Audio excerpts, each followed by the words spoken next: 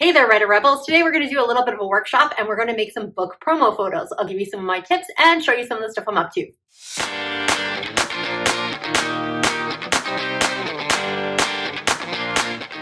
Hey everyone, it's me, Scarlett Kol, young adult author, YouTuber, and storyteller. And today I want to do something a little bit different. So we are going to have kind of a mashup kind of video, a little bit vlog, a little bit advice video, a little bit just kind of having some fun. So if you are a subscriber, thank you so much for coming back. If you're not a subscriber, it's an easy thing to do. Just hit that subscription bar and the notification bell below this video. But before we get started, basically what I wanted to do was I wanted to do some book promo photos for October. I write paranormal, teen fiction predominantly. So I like to promote those books obviously during October when we kind of get into that spooky season kind of thing. So I wanted to do some fun photos. Plus I was at Michael's again and I bought more stuff, which is a problem for me. So I got some really cool things this time. I got some really dark kind of fun roses, which I'll cut the tops off. And I got some super cute little glitter spiders. I got them both in the pink and in the black, which was super fun. And then I got this one.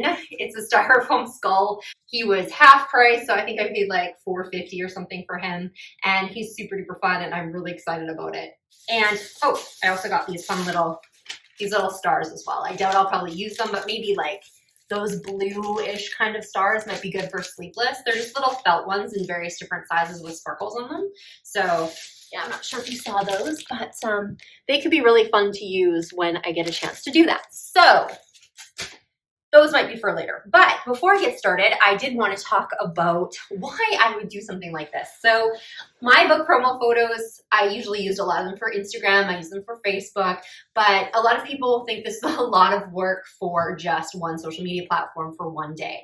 Well, I do use them in other ways as well. For instance, if I don't have time to post something on my stories, it's really easy to take those photos later after I've already posted them and just put them up there with a little bit of a comment about it or something about the book. Sometimes I'll throw a quote over top just to kind of give a little something if I don't really have anything going on for my stories.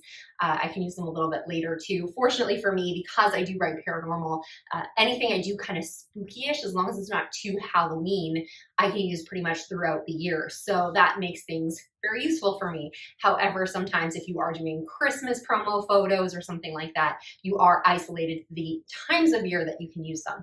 The other places that I do like to use them is I love to use them in newsletters because the people on your newsletter typically have seen your book cover a bajillion different times. So by putting a nicer photo that you have that's a little bit different will give them something different to see, a different way to position your book.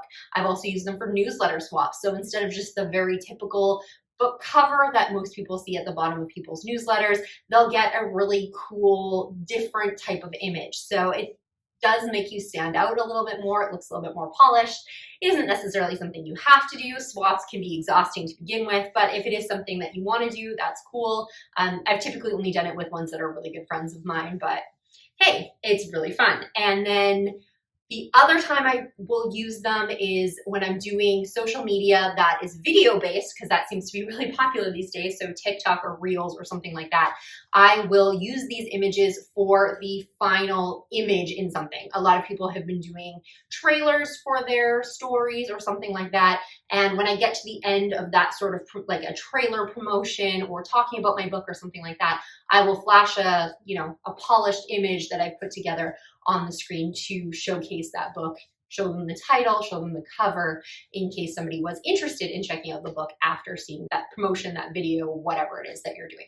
So they can definitely be useful for a lot of different things. You can also reuse them if you are doing something holiday-ish the following year, but there's so many ways that you can use these images if you want to. And I know a lot of people will just do them electronically because it's really easy if you've got PicMonkey, Canva, something like that.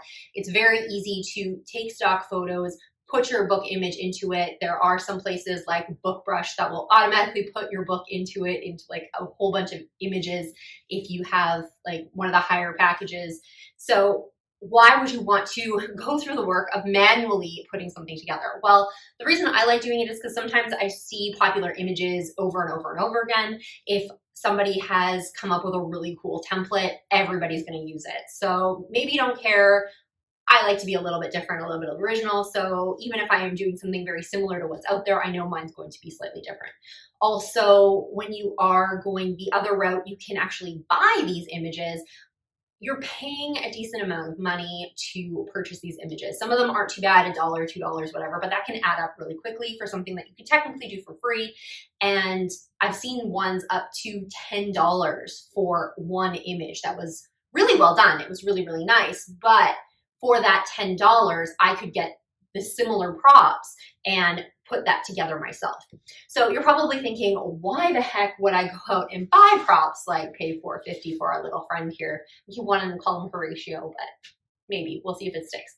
Anyway, one of the reasons I'm going to do stuff like that is because I know something like a skull for me is going to permeate through the rest of my work. I know the books that I'm planning to do going forward, so I know that that's going to tie into those themes, and I know I'm going to be able to use that skull in various different ways over my career. I'll also probably bring him along to any author signings that I do. I think it'll be a really cool addition to my table, and, you know, place him where some of the darker books and stuff are. It'll be a little bit of a, you know, something to catch people's eye and help with decoration on the tables. So for me to spend $4.50 on this, it wasn't a big deal. Obviously, he was, I think, $9.99 regular price, so I wouldn't pay regular price for him, but it is something that I did want to pick up. It's fun for me. I might even display it in my office, so it wasn't a big deal. But there are so many things you can do with this on the cheap or absolutely free.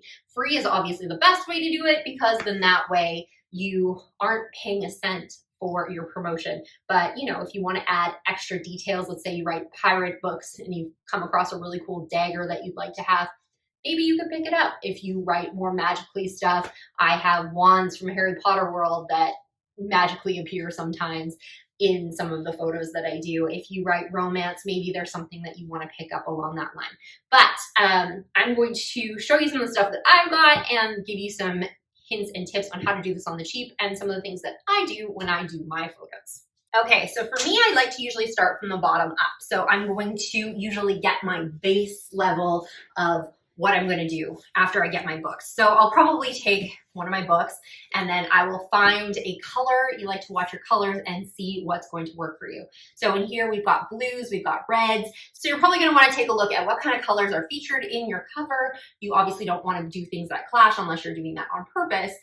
Maybe taking something like that red and working it through. Maybe those roses that I bought might tie in nicely here or something. But, you know, the pink glitter spiders might not necessarily work with this, but the black ones probably will, and something like that. I also have some like navy blue tulle, which would be kind of cool. Anyways, so you probably want to take a look at the colors that you're using that come out of your book covers. I would probably style this one slightly differently than this book. Obviously, a lot more purples, a lot more blues, maybe accentuate that yellow in the title, something like that.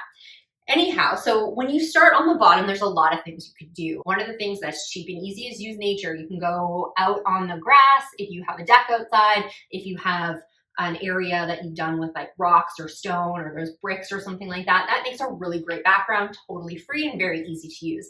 One of the ones that I like to use a lot is these sheets of paper. They're large scrapbooking paper. I had some of these before because I was a scrapbooker in a past life, and I did pick one of these up recently. I do like to buy the paper packs instead of the paper individually if I don't need to, because I can usually get them at Michael's or Joann's with a coupon, so I'm not paying as much for it. I'm getting a lot more sheets. My only recommendation with that is going through and making sure that you can actually put together several different things. It helps if there's a few sheets in there that are a little bit more plain colored or complementary, because sometimes these sheets are not big enough for what you want to do. But I usually try to go through and see if I can do at least 3 to 4 different photos, or ones that I know that I'll use again before I consider buying a paper pad. And I won't pay full price for it either, because if you go to Michael's or something like that, sometimes you can pay anywhere, at least in Canada, somewhere between 99 cents for the cheap pages, but anything that's really nice that's got like, let's use an example. So we have an example, like something like this, it's got like gold foiling or something on it. That's going to be over $2, maybe even $3.50. So for one sheet of paper. So to me, buying this for, you know, $11 or $12 or less than that, if I can get it even cheaper, is going to be better off for me if I can find 3 or 4 different styles in here that I like. Plus then I get those other pages for free, essentially.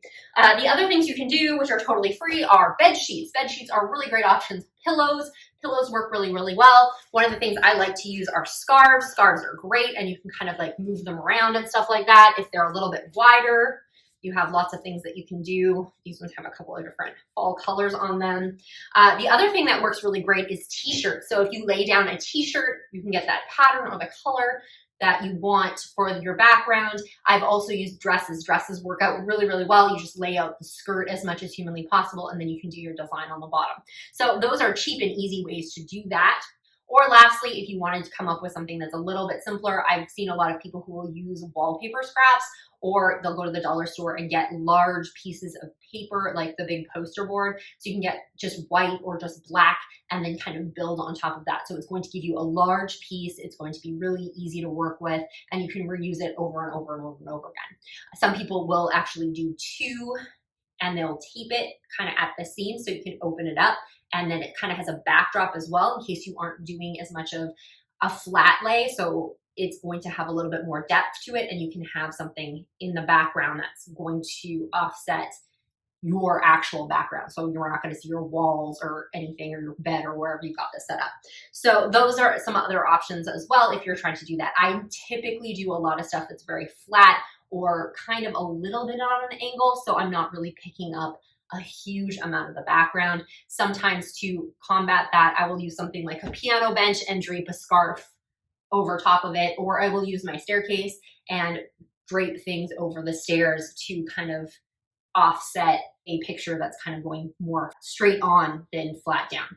So those are some things to consider when you are getting your backdrop. But once you have your backdrop, your layout finished on the floor, that's when we get to do the fun stuff, and we get to add other things. So this is when we get to add the skulls, all that kind of fun stuff.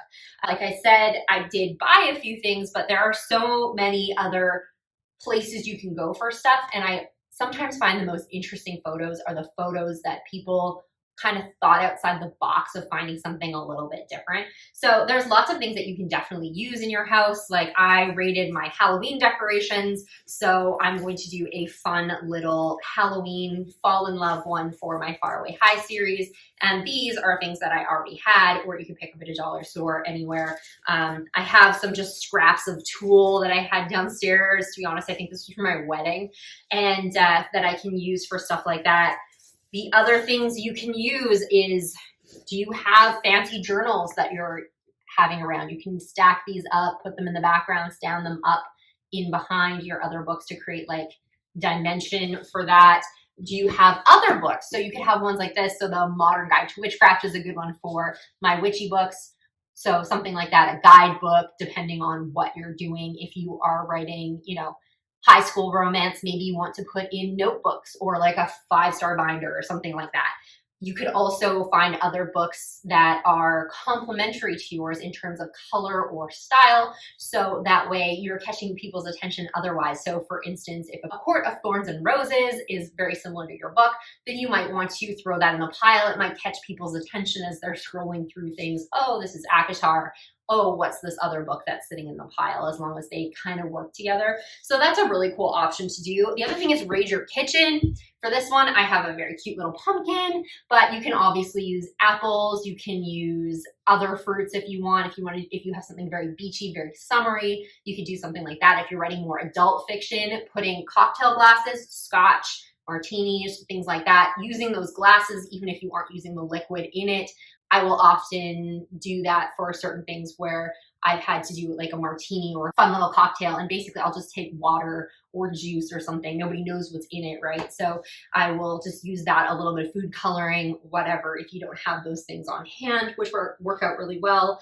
Clothing itself is really great. I said to use t-shirts or dresses for your backdrop, but you can obviously use shoes, sunglasses, any of those things. I have photos that I did for a friend that I exclusively basically used things that were on my nightstand and in my closet for the first one. And then the second one, I used stuff from my husband's closet, and then I think a glass of scotch to put that together. So maybe I'll include those photos as well. But those were totally free. Took me 10 minutes to put together. And I think they look really, really cool. Plus it works with the whole celebrity rom-com vibe of the book. The other thing you can use is jewelry. Jewelry is great to add a little bit of sparkle. You can like just hide these under things if you want, like the backs under things. You can use it to wrap around things like candles. Candles work really well too, add some color, add some light. You can use earrings. Earrings poke into things very nicely. Bracelets. If you have tiaras, I use tiaras a lot for my fairy tale series. Those ones are easy and cheap to get, especially if you get like kids tiaras at the dollar store or whatever. But these are nice to add some color and add some sparkle to your images that you're putting together, which can be really, really fun. You can also use stuff like playing cards. Playing cards work really well. Or you can use something a little bit more elaborate like tarot cards. I have a couple of sets that have really cool backs on them. I don't tend to use the front so often. So I find it gets a little bit busy, or if I only put like one card that's complementary to the rest of the image. So those can work really well. Even just notebooks. I got this really cute notebook at the dollar store, so I get to use that. Plus I get to use the image for the front. You can also use pens, crayons, pencils. These are things that you probably already have lying around your house that you can easily use and borrow for your images. The other option is to borrow things. If you know people have really cool knickknacks or stuff like that, you can ask them to borrow it. It's not like you're going to damage them or anything. And you can also find cool other little things. I got these really neat little fairy lights for my deck for Christmas. So I'm thinking I might try to do something with underneath the leaves to do a cute little fall in love kind of image. So that'll be really, really fun to do. The other thing that I usually like to take along if I don't have the book, or even if I do, sometimes I will use an iPad or an extra iPhone I'll borrow from my kids or something like that, and I will do images with these in particular. So why would I want to do that? I can take this blank space and Photoshop in my cover of my book. So if the book hasn't come out yet, you don't have a proof of it yet, you haven't done the paperback, maybe it doesn't come in paperback. This is another option to be able to do really cool flat lays that aren't digital while still including your book. My one caveat on that is if you are going to use an iPad or something, try to position it a little more square in the photo. The more of an angle you have, the harder it's going to be for you to Photoshop that image on the item. So that can be a little bit tougher if you are trying to do that. So I learned that the hard way, but I did do this for my book Sleepless. The paperbacks were not out yet and I was trying to do promotion. So I did some really cool flat lays and I included this iPad in particular, and then just Photoshop that image on top of it. And it worked out really, really well. So I was super happy with that. Once you have everything set up, then you're gonna actually wanna take the photos. So when I'm setting everything up, I do try to use as much natural light as possible, just because I find it easier than trying to light up an image. I typically just take the pictures on my phone rather than putting them on a camera. I could do that, but it's really easy for me to take those photos and immediately flip them into my social media or flip them into like later or a scheduler or something like that to be able to use them later. So I like to do it that way. Some people do like to use a professional camera. I just find it as quick and easy just to do it on my iPhone. So when you are doing that, using natural light makes things really easy, but there are settings that you can put on your photos afterwards and take a look at it and brighten them up if you want to. So it's not the end of the world if you don't have it, but if you do, it does make things a whole lot easier. One of the problems with trying to light something up, or depending on how your natural light is coming in, is that you will get shadows. Sometimes that's something you want to do and you can work with those shadows and make them really cool and bring that into your image. But if that's something that you don't want to do, or you want something that's very clean, very crisp, then you're going to try to want to get rid of those shadows, to which you're going to want to have that lighting very direct, or just using natural light in its most direct beam, so then that way you aren't getting the shadows in your image. For me, it's not usually that big of a deal because I kind of have that vibe with the stuff that I'm doing, but for some people it will really matter, so pay attention when you are doing those things. The next thing is that when I take a photo bigger than it's supposed to be and then crop it down. I know this might not be the most efficient way to do it, but especially when you're starting out, this works out really, really great for me. So let's say we're using something where we're using a couple of pages overlapping each other. So we'll take some actual pages. They're overlapping each other. I usually do like 3 in a formation just to make sure I have everything covered. I'll have my book, I'll have a few different things. They're all lying on the ground. When I take the photo, I'll take the photo probably about here. So I'll probably have my carpet or my desk or whatever included in the photo. And then I will take that photo and I will resize it and enlarge the main image to fill that space. The reason I like to do it that way is that way I make sure that I get everything in the photo. Sometimes if you crop it too close and then you wish that you had a little bit more of those items, or it looked really good when you were taking it, but you kind of wish it was slightly different, I find that I can kind of position things a little bit better. I can move things a little bit more on an angle as I'm enlarging it. It doesn't necessarily have to be as straight on, and gives it a little bit more dimension. And the other thing that I find useful for this is sometimes there's an element in the photo that I didn't realize when I was taking it that really shouldn't be there, or I don't want as much of it there as is in the photo. Like for instance, let's say we use something like these fun little feathers, and the feathers are really overtaking the book a little bit. So if I want, I can cut this down a little bit more in my photo if it's on the edge and use less of it. Whereas if I had taken it perfect to dimensions and I tried to enlarge the image to get rid of that, I'm going to lose all the other items around my book. So that's how I like to do it, and it's a good way to just kind of learn how to do the composition of your pictures. You know, kind of start from the outside and then move it into what you need it to do. The second thing that I like to do when I am taking the photo is that I like to take it from a bunch of different angles. So take it from straight down, slightly from the left, slightly from the right, maybe from the top, various different things. And I like to take a bunch of photos. It's a whole lot easier to delete photos than it is to regret later when you're trying to put stuff together that you didn't get the shot the way you wanted it, or you should have had it in a different direction. So I always like to take way more photos than I need to of the same image from different directions.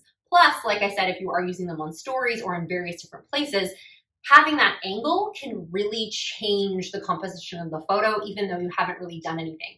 So now you could have 2 or 3 promo photos using the same stuff instead of just one, which is really cool. The other thing about that is when you are taking your photos, you can usually either do it as take up or take down. I usually do it on take down. So I will create my image that I want to have. I'll take all my pictures wherever I want to take them. And then as I'm removing items from the image, I will take more pictures. So sometimes it's really easy to overcrowd your photo. So you don't necessarily realize it until after. And unless you're sitting down and basically editing and looking at your photos immediately, you might not notice that. So I do find as I'm taking certain things away, I will retake a photo and have more options so that later on, if I find that simpler was better, then I still have those simple photos instead of having to recreate it again, which can be really frustrating, or you might not get it exactly how you want. So that is another thing as well. As I'm taking my stuff down, as I pull elements out, I will retake more photos. Usually I don't take as many as the final image that I am expecting to use, but I will take more photos just in case. Plus, those also offer more variations if you are using them in a lot of different places. And the last thing is also make sure to give your photo some love. A lot of people won't put a picture of themselves on the internet without a filter, so why not use that for your books? You can really make that color pop. You can really blend things together really nicely. A lot of these editing features are right in your phone, right in the social media programs, right in those schedulers. So you don't even really have to go outside to do that. If you want to, I like to use PicMonkey to adjust some of my photos if I need to, or put the covers in if I'm using a placeholder like my iPad. So those are really good programs for that kind of thing. So if you are wanting to do more editing, you definitely can. There's definitely options for that. But I do suggest that if you are looking at an image, I very rarely will use an image straight on exactly how I took it. I will either, up the saturation to bring out colors like this red. This red pops a whole lot more if I put, a vivid filter on there. And that's just a one button click. I'm not really playing with anything. And if you aren't very good at that kind of stuff, just play with it. Make a copy of the photo and just do all sorts of things to it. You would be amazed at what changing a few little things here and there, it can totally make it pop, or it can totally make it the worst thing you've ever seen. So play around with it, have fun with it, and figure that stuff out. But there are so many preset filters in Instagram in your phone already that you can use that will try to enhance things as much as possible. And a lot of times that's all I really need to use. For me, I use Vivid. Vivid is like the second one on your iPhone, and that's the one I use the most. But that's just me. So hopefully these tips made sense and this is something that you want to do. So I'm going to get down to starting to do some really cool fall images for my books, and I will share them with you. And if you have some really cool images, I would love to see them. So you can either drop your social media in the comments, you can tell me more about them, or tell me some of your favorite tricks to do promo images on the cheap, or where you use them if there's places that I haven't already mentioned. There's so many things you can do with these, as just try to be creative, think outside the box, and you can totally have fun with it. I like to do them all in one shot just because it's kind of a creative thing and I can just move things in and out and I'm not disrupting my space over and over and over again. But you do you, man. So if you like this video, make sure you're hitting the thumbs up. If you liked this content of video, just leave that in the comments. I was expecting it to be a little bit more different, but it does seem a lot like my regular videos. So sorry about that. But hopefully you are enjoying it. And if there is any content that you want to see, make sure that you are leaving the comments below, because I do read all the comments and I would love to share content with you that you enjoy. So thank you so much for joining me. And if you're not a subscriber, make sure you're hitting that subscription bar and the notification bell below this video. And I will see you all next week.